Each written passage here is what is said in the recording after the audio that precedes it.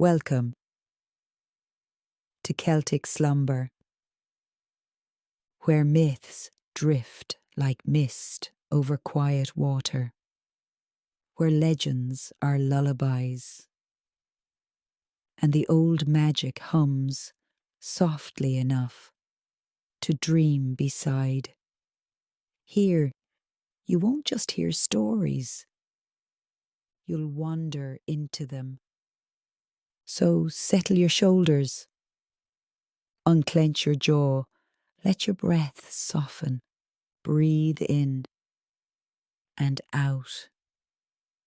Nothing to do now, nowhere to be. Only the gentle rhythm of ancient Ireland calling you toward rest. And if these stories become a place your mind loves to return to, a peaceful forest you can walk into again and again, then consider subscribing to Celtic Slumber, so the myths may guard your sleep another night. But for now, all you must do is listen and drift, long, long before kings wore crowns of gold, before stone castles or written history. There came a people unlike any who walk this world now, the Tuatha Dé Danann, the people of the goddess Danu. They arrived wrapped in silver mist, like starlight taking shape and learning to breathe. Some say they came with thunder. Some say they stepped from fog at dawn. They carried 4 treasures, a spear that never missed, a sword none could survive, a cauldron that never ran empty, and a stone that roared beneath true kings. These were not mere objects. They were promises, magic given form. Their king was Nuada, noble and wise. Their craftsman, Goibniu, whose hammer rang like song. And brightest of all, Lu of the long hand, master of all skills. Their mother, Danu herself, moved through rivers and roots and wild places. She did not rule the land. She was the land. But peace, even magic made peace, eventually meets its shadow. From the deepest sea rose the Fomorians, older than shape, born of storm and hunger. Their king was Balor of the Evil Eye. One glance from his open eye could unmake an army, and fate had bound Balor to Lu by blood, grandfather and grandson, storm and sun. The day the battle came, the world shuddered. Balor opened the burning eye. Loch set his stone to sling and let it fly. It struck true, turning the destroying gaze inward.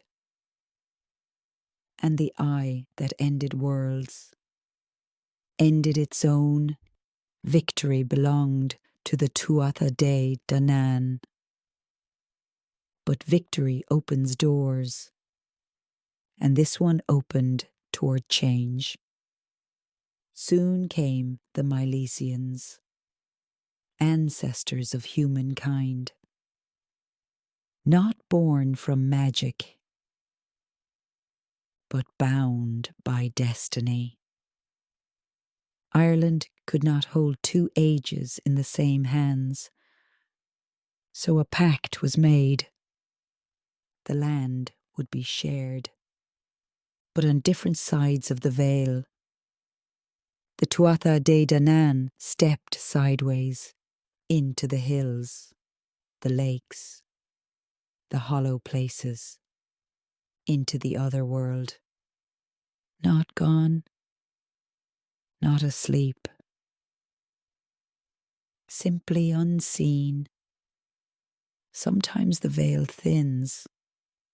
Sometimes you breathe their world without knowing.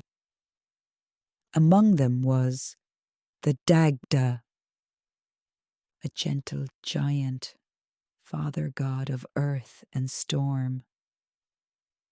He carried a great club, one end for endings, the other for beginnings, a cauldron that fed all, and a harp that played truth into the air.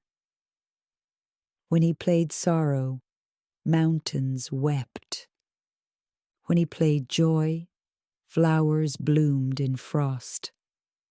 And when he played for sleep, even gods laid down their heads.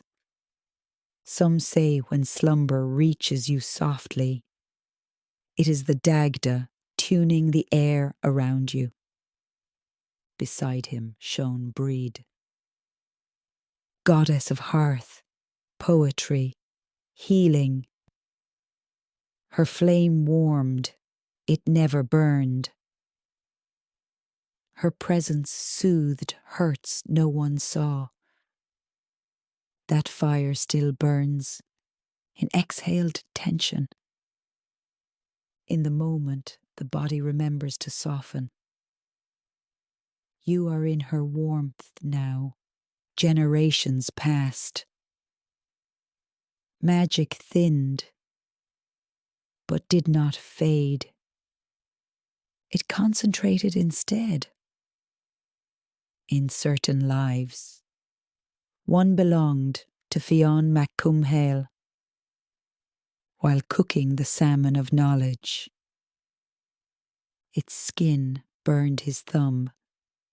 He touched it to his mouth, and wisdom rushed in like remembering. He heard the language of birds,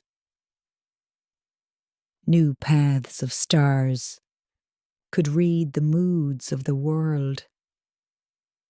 He led the Fianna dash dash, warriors who were poets, hunters who protected, not conquered. They slept under trees, woke at dawn's permission. Picture them now, a circle of cloaks, low fire, steady breathing, earth listening back. One dusk, a stag appeared, white as winter moon. It did not run. It waited. Fionn followed, not with hunger, but reverence. It led him to a still pool. No wind stirred, yet ripples formed. A door answered without opening. When he blinked, the stag was gone, but the world felt more awake. Fionn's son, Oisín, carried a gentle heart. One evening, Niamh of the golden hair arrived from Tuatha Dé Danann, the land of eternal youth. She offered him a place where sorrow never rooted. He said yes. They crossed the sea by its reflection, where time dreamt instead of marched. But eventually, he wished to see home once more. Niamh warned him, "Do not touch the soil of Ireland. Time sleeps here, not there." He dismounted to help lift a stone. His hand brushed earth, and time remembered him all at once. But his life had been full, deep, and loved, and that is all a soul truly carries. And now the fire is low. The old voices are quieting. The hills themselves exhale. Your body grows heavy. Now sleep,